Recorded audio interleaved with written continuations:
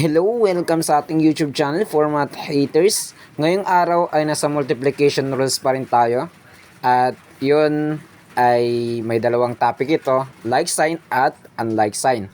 So, nung nakaraang araw, natapos na natin yung like sign dyan sa number 1, positive times positive equals to positive.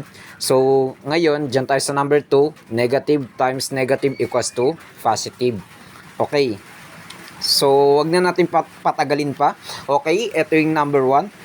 Number 1. Close parenthesis, negative 43 times, close parenthesis, negative 18 equals to positive 774.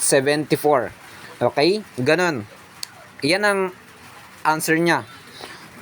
So, kapag negative times negative sa multiplication is positive na talaga yung kalalabasan niya. Wala nang tanong dyan, kundi yan na talaga yung final answer. Okay?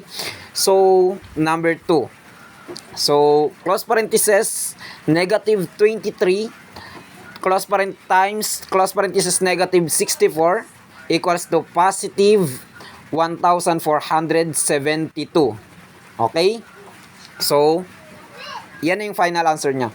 So, number 3.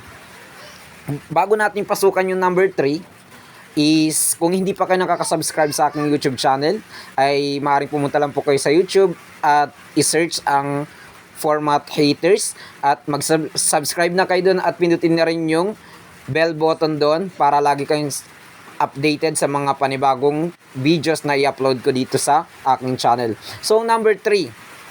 So, dito sa number 3 is wala siyang close parenthesis, pero wala naman tayo nakikitang